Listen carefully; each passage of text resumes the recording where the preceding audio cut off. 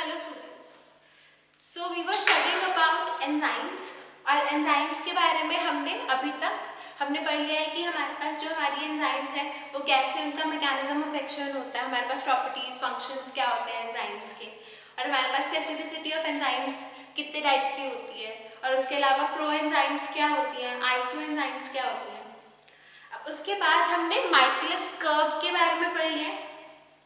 अब Michaelis curve के बाद हमारे पास एक फिनोमेना आता है which is Michaelis Menten equation. अब माइकलिस मेंटन इक्वेशन क्या होती है हमारे पास?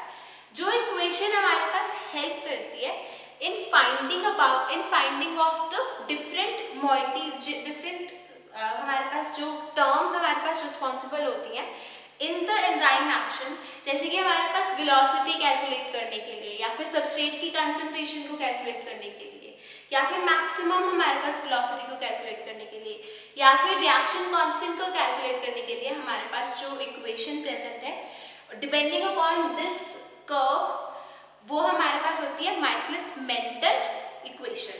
अब माइकलिस मेंटन इक्वेशन क्या होती है? माइकलिस मेंटन इक्वेशन हमारे पास होती है V not is equal to V max into concentration of substrate upon Km plus concentration of substrate। तो अभी हमारे पास जो ये माइकलिस मेंटन इक्वेशन आई है, माइकलिस मेंटन इक्वेशन क्या है? जो हमारे पास इनिशियल वेलोसिटी है, इनिशियल वेलोसिटी जो हमारे पास जब हमने सबस्ट्रेट जो है जैसे हमारे पास इनिशियली आना स्टार्ट होता है, जो वेलोसिटी हमारे पास ओरिजिन पे होती है वो वेलोसिटी हमारे पास ओरिजिनल वेलोसिटी। नेक्स्ट हमारे पास मैक्सिमम वेलोसिटी जो हमारे पास यहाँ पे रीच करती है दैट इज V max, और सबस्ट्रेट की कंसंट्रेशन डिपेंडिंग अपॉन हमारे पास कंसंट्रेशन ऑफ सबस्ट्रेट। और उसके बाद Km हमारे पास है जो हमारा माइकलिस कांस्टेंट है, और उसके बाद हमारे पास जो फर्दर सबस्ट्रेट की कंसंट्रेशन। तो जो ये माइकलिस मेंटन इक्वेशन है ये हमारे पास हेल्प करती है हमारे पास इन टर्म्स को या फिर इन फैक्टर्स को फाइंड आउट करने के लिए जो कि हमारे पास हमारी एंजाइम रिएक्शन के लिए फर्दर रिस्पॉन्सिबल होते हैं।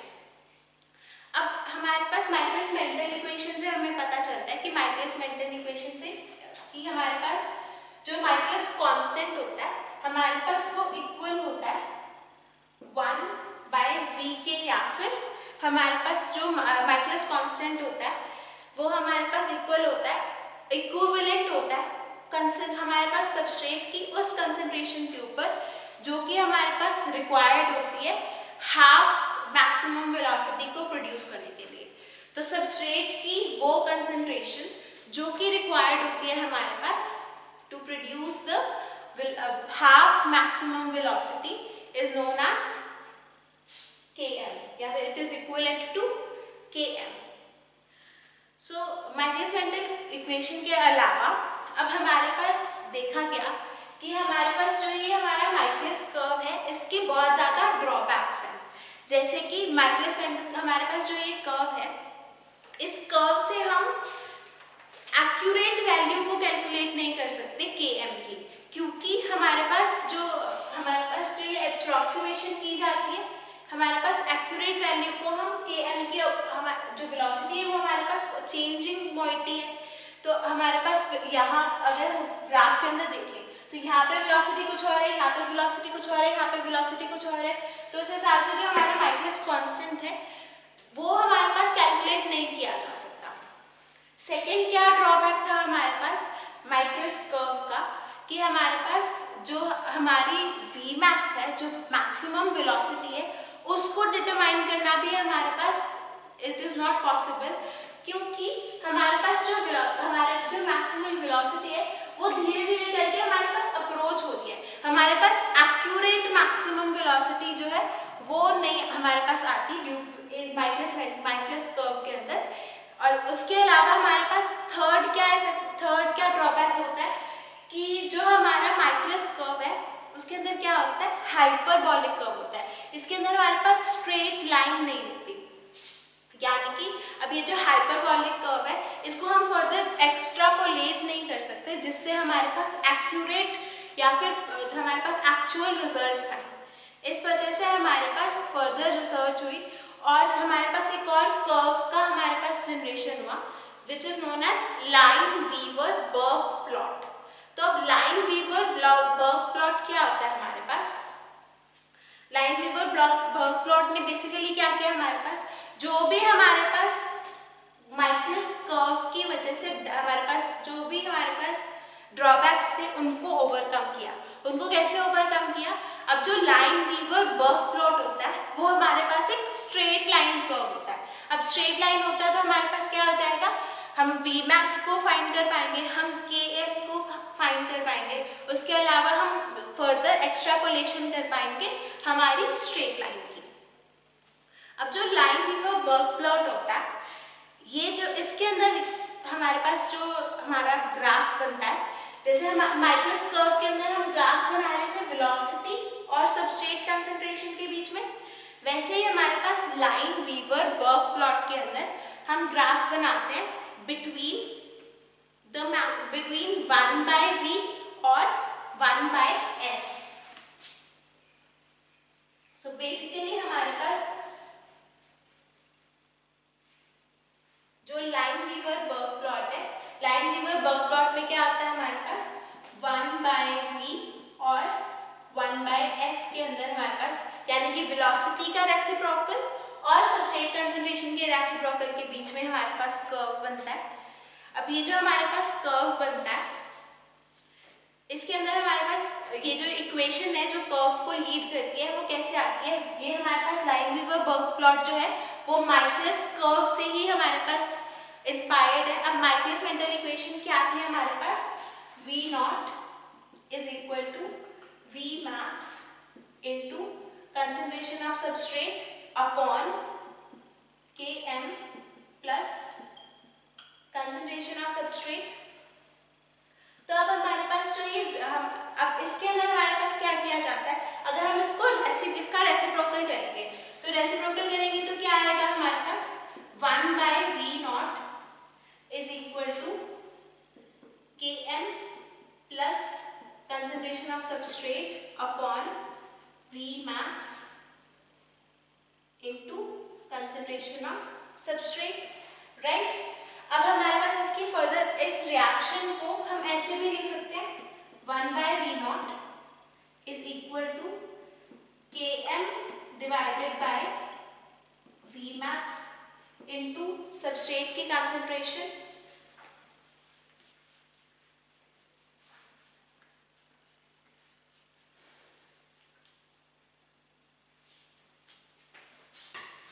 Plus concentration of substrate upon Vmax into concentration of substrate। So इसलिए हमारे पास हमने अभी तक क्या किया है, हमने माइकलिस मेंटल इक्वेशन के बारे में पढ़ा था। अब माइकलिस मेंटल इक्वेशन जो हमारे पास माइकलिस कर्व से आई थी तो वो क्या थी हमारे पास equation, V0 is equal to Vmax into concentration of substrate upon Km plus concentration of substrate। अब हमने क्या किया, इसका रेसिप्रोकल कर दिया। तो अगर हम हमारे लेफ्ट हैंड साइड के ऊपर रेसिप्रोकेट कर रहे हैं 1/V0 लिख रहे हैं तो हमारे पास इस साइड के अंदर भी रेसिप्रोकेट होगा तो क्या आ जाएगा हमारे पास जो Km प्लस S वाली जो टर्म है वो हमारे पास ऊपर चली जाएगी और जो Vmax और इनटू हमारे पास सबस्ट्रेट वाली जो टर्म है ये हमारे पास नीचे आ जाएगी। ये चीज हमारे पास हुई है, जो Km प्लस S है ये हमारे पास ऊपर आ गया, Vmax plus S Vmax into S जो है वो हमारे पास नीचे आ गया।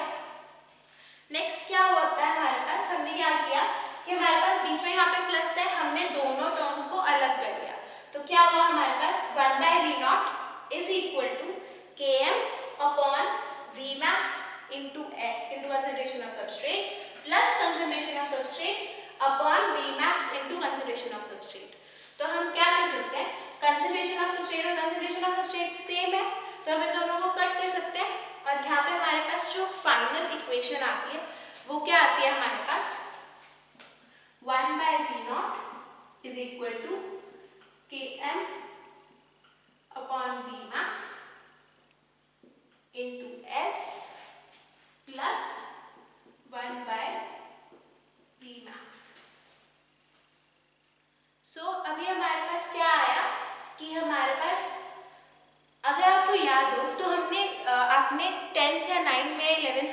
हमारे पास एक इक्वेशन ऑफ लाइन पड़ी होगी, और इक्वेशन ऑफ लाइन क्या होती थी हमारे पास, y is equals to mx plus c। अब y is equal to mx plus c में क्या होता था हमारे पास, y जो होता था वो हमारे पास वैल्यू होती थी y एक्सिस की, m क्या होता था स्लोप, x क्या होता था हमारे पास x एक्सिस की हमारे पास जो टर्म्स आती है, और c होता था हमारे पास इंटरसेप्ट। तो अब ये जो हमारे पास इक्वेशन आई है from the Michaelis mental equation, ये इक्वेशन हमारे पास होती है लाइन वीवर बर्क इक्वेशन। सो ये जो लाइन वीवर बर्क इक्वेशन है, अकॉर्डिंग टू दिस अब हमारे पास y की क्या वैल्यू आएगी 1/v0, m की क्या वैल्यू आएगी हमारे पास km/vmax, x की क्या वैल्यू आएगी 1 सबस्ट्रेट की कंसंट्रेशन, और c की क्या वैल्यू आएगी हमारे पास 1/Vmax। तो अब हमारे पास जो लाइन वीवर बर्क जो हमारे पास प्लॉट होता है, वो हमने क्या पढ़ा था कि लाइन वीवर जो बर्क प्लॉट है वो हमारे पास स्ट्रेट लाइन होती है उसकी। तो हमारे पास जो ग्राफ आता है वो कैसा आता है हमारे पास 1/V0, और हमारे पास 1/कंसंट्रेशन ऑफ S के बीच में हम प्लॉट बनाते हैं, और हमारे पास ये जो इक्वेशन ये जो हमारे पास ग्राफ आता है वो क्या होता है, एक स्ट्रेट लाइन ग्राफ आता है। अब इस ग्राफ के अंदर जो स्लोप होगी हमारे पास, हम स्लोप को कैसे कैलकुलेट करते हैं, जो हमारे पास स्लोप होगी वो किसके इक्वल होगी km/Vmax। उसके अलावा अब ये जो इंटरसेप्ट होगा जो हमने यहाँ पे पढ़ा कि प्लस c, जो ये इंटरसेप्ट है ये क्या होगा हमारे पास 1/Vmax। और उसके अलावा हमारे पास जो x एक्सिस के ऊपर हमारे पास जो इंटरसेप्ट होता है वो क्या होता है -1/km। सो अभी जो ये लाइन वीवर बर्क प्लॉट है, अब लाइन वीवर बर्क प्लॉट के अंदर क्या हो पाएगा हमारे पास, हम सारी की सारी वैल्यूज, उसके अंदर क्या हो रहा था, हम हमारे पास माइकलिस इक्वेशन के अंदर जो km था that was equal to 1/v, और v की जो वैल्यू है वो हमारे पास चेंज होती रहती है। इन कंपैरिजन जो हमारे पास Vmax होता है दैट इज अ कांस्टेंट, हमारे पास मैक्सिमम वेलोसिटी जो एक रिएक्शन रीच करेगी वो हमारे पास कांस्टेंट रहती है। और उसके अलावा हमारे पास हम स्लोप से km/Vmax को फाइंड कर सकते हैं, हम इंटरसेप्ट से 1/Vmax फाइंड कर सकते हैं, हम x एक्सिस के इंटरसेप्ट से 1/km फाइंड कर सकते हैं, और हमारे पास अल्टीमेटली हम with the help of the straight line curve जो हमारे पास 1/वेलोसिटी और 1/सबस्ट्रेट के अंदर आता है, with the help of this हम अपनी सारी वैल्यूज को फाइंड कर सकते हैं जो हमारे पास एंजाइम के रिएक्शन के लिए रिस्पॉन्सिबल है। सो ड्यू टू दिस हमारे पास जो लाइन वीवर बर्क प्लॉट है दैट इज मोर एफिशिएंट। अब नेक्स्ट जो हमारे पास टॉपिक आता है that is factors affecting enzyme action. अब फैक्टर्स अफेक्टिंग एंजाइम एक्शन के अंदर हमारे पास जो सबसे पहला फैक्टर आता है दैट इज टेम्परेचर।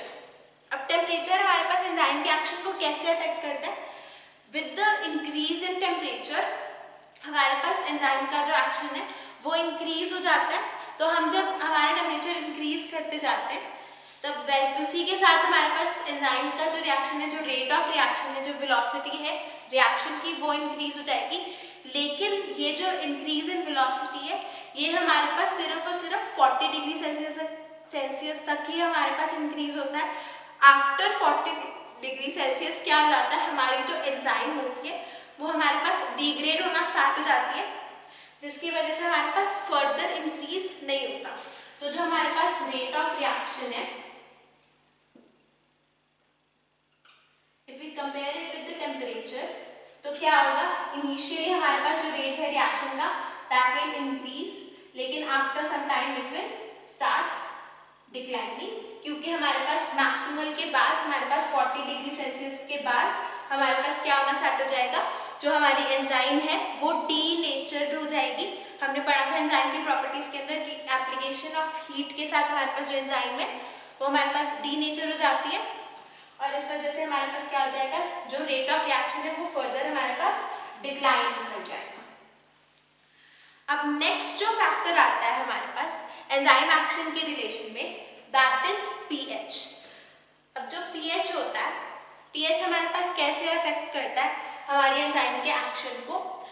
जैसे जैसे हम पीएच का वैल्यू इंक्रीज करते जाते हैं, वैसे ही हमारे पास क्या होता है, जो रेट ऑफ एंजाइम रिएक्शन है वो हमारे पास इंक्रीज होता जाता है। तो जब मैक्सिमम रेट हमारे पास अचीव हो जाता है पीएच के साथ, तब उसके बाद क्या हो जाता है, हमारे पास डिक्लाइन होना स्टार्ट हो जाता है पीएच के साथ, क्योंकि हमारे पास जो एंजाइम है उसके अंदर हमारे पास या तो प्रेसिपिटेशन स्टार्ट हो जाती है या फिर हमारे पास वो जो एंजाइम है वो इनएक्टिवेट होना स्टार्ट हो जाती है। तो सिमिलर हमारे पास केस है, जैसे टेम्परेचर के साथ हमारे पास मैक्सिमम हमारे पास रेट ऑफ रिएक्शन के बाद हमारे पास क्या हो रहा था, डिक्लाइन हो रहा था डीनेचुरेशन की वजह से, वैसे ही हमारे पास पीएच की वजह से जो रेट ऑफ रिएक्शन होता है वो हमारे पास इनिशियली इंक्रीज करता है, मैक्सिमम के बाद जाके हमारे पास फर्दर डिक्रीज हो जाता है। अभी जिस टेम्परेचर पे हमारे पास maximum rate of reaction achieve होता है उस टेम्परेचर को हम बोलते हैं ऑप्टिमम टेम्परेचर, और जिस पीएच पे हमारे पास maximum rate of reaction achieve होता है उस पीएच को हम बोलते हैं ऑप्टिमम पीएच। तो हमारी हर एंजाइम का एक स्पेसिफिक ऑप्टिमम पीएच और एक स्पेसिफिक ऑप्टिमम टेम्परेचर होता है जिस पे हमारे पास जो हमारी एंजाइम है वो मैक्सिमम इफेक्ट शो करती है। सो जो थर्ड हमारे पास फैक्टर इफेक्ट करता है हमारे रेट ऑफ रिएक्शन को या फिर एंजाइम एक्शन को, that is concentration of enzyme. जैसे जैसे हम एंजाइम की कंसंट्रेशन इंक्रीज करते जाएंगे वैसे ही हमारे पास रेट ऑफ रिएक्शन इंक्रीज होता जाएगा, लेकिन जो हमारे पास रेट ऑफ रिएक्शन है वो हमारे पास डिपेंड करेगा upon the concentration of substrate. अगर हमारे पास सारा का सारा जो सबस्ट्रेट है वो हमारे पास एंजाइम के साथ बाइंड कर गया, तो आफ्टर दैट हमारे पास फर्दर जो एंजाइम की कंसंट्रेशन के अंदर हम अगर इंक्रीज करेंगे तो हमारे पास फर्दर इफेक्ट नहीं पड़ेगा on the rate of reaction. उसके बाद हमारे पास नेक्स्ट आता है कंसंट्रेशन ऑफ सबस्ट्रेट। अब कंसंट्रेशन ऑफ सबस्ट्रेट के अंदर क्या आता है हमारे पास, सिमिलरली जैसे अभी हमने माइक्रोस कर्व के अंदर पढ़ा, initially with the increase in concentration of substrate, जैसे जैसे हम सबस्ट्रेट की कंसंट्रेशन को बढ़ाते जाएंगे वैसे वैसे हमारे पास एंजाइम का एक्शन जो है वो बढ़ता जाएगा। लेकिन कुछ टाइम के बाद जब हमारे पास सारी जो एंजाइम्स है वो हमारे पास कंज्यूम हो जाएंगी तो हमारे पास फर्दर जो रेट ऑफ रिएक्शन है वो इंक्रीज होना बंद हो जाएगा। अब उसके अलावा हमारे पास जो नेक्स्ट फैक्टर आता है दैट इज रेडिएशंस। तो जो रेडिएशंस होती है हमारे पास, एक्स रेज होते हैं, यूवी रेज होते हैं, बीटा या गामा रेज होती हैं, ये सारी रेज जो है ये हमारे पास रिस्पॉन्सिबल होती हैं एंजाइम की इनएक्टिवेशन के अंदर।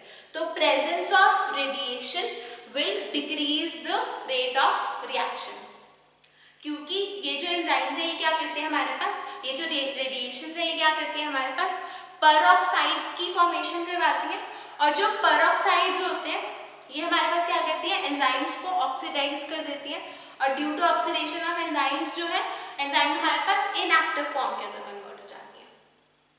सो रेडिएशंस के अलावा हमारे पास जो नेक्स्ट फैक्टर है दैट इज एक्टिवेटर्स।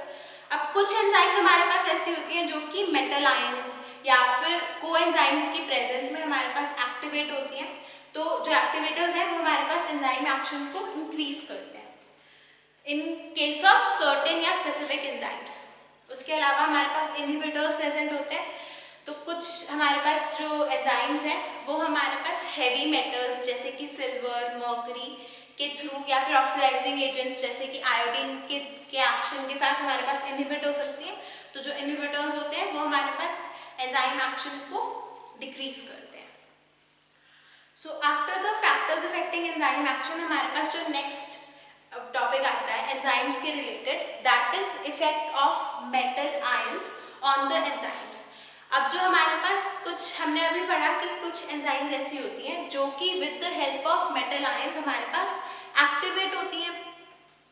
तो हमारे पास जो कुछ एंजाइम्स हैं वो हमारे पास स्पेसिफिक मेटल्स जैसे कि potassium ion, magnesium ion, calcium ion, zinc ion, copper ion की प्रेजेंस के अंदर हमारे पास वो अपनी एक्टिविटी को प्रॉपरली शो करती है। अब हमारे पास जो मेटल्स हैं वो हमारे पास कैसे हेल्प करते हैं इन एंजाइम्स को अपनी एक्टिविटी शो करने के लिए। तो मेटल्स क्या करते हैं हमारे पास, सबसे पहले मेटल्स मेंटेन करते हैं स्ट्रक्चरल कन्फर्मेशन एक एंजाइम का। सेकेंडली हमारे पास एंजाइम सबस्ट्रेट कॉम्प्लेक्स जो बनता है उस कॉम्प्लेक्स की फॉर्मेशन को प्रमोट करते हैं मेटल आयंस। उसके अलावा हमारे पास जो ये मेटल एंजाइम्स होती हैं, जो एंजाइम हमारे पास, जिन एंजाइम्स के लिए हमारे पास मेटल आयंस की प्रेजेंस नेसेसरी होती है, उन एंजाइम्स को हम 2 फर्दर क्लासेस में डिवाइड करते हैं। एक एंजाइम्स का क्लास है हमारे पास मेटल एक्टिवेटेड एंजाइम। सेकेंड जो हमारे पास क्लास है दैट इज मेटेलो एंजाइम्स। अब मेटल एक्टिवेटेड एंजाइम्स और मेटेलो एंजाइम्स का क्या फर्क होता है?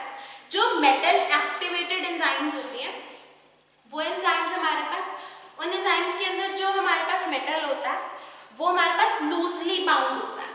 ये हमारे पास एंजाइम को एक्टिवेट करके हम मेटल को रिमूव कर सकते हैं बिना किसी एंजाइम को डैमेज पहुंचाए हुए। और जो हमारे पास मेटेलो एंजाइम्स होती हैं उन एंजाइम्स के अंदर हमारे पास जो मेटल आयन होता है वो हमारे पास टाइटली बाउंड होता है। और हम एक्सटेंसिव मेथड्स भी अगर यूज करें मेटेलो एंजाइम्स के ऊपर तो भी हम इन मेटल आयंस को रिमूव नहीं कर सकते। So this was all about how the metal ions affect the enzymes. सो इस लेक्चर के अंदर हमने लाइन-वीवर बर्क प्लॉट के बारे में पढ़ा, हमने फैक्टर्स के बारे में पढ़ा जो कि एंजाइम एक्शन के लिए रिस्पॉन्सिबल है, और हमने पढ़ा कि मेटल आयंस कैसे अफेक्ट करते हैं एंजाइम की एक्टिविटी, और माइकलिस-मेंटन इक्वेशन के बारे में पढ़ा। नेक्स्ट लेक्चर के अंदर हम एंजाइम इनहिबिशन के बारे में पढ़ेंगे कि एंजाइम हमारे पास इनहिबिट कैसे होती है। Thank you.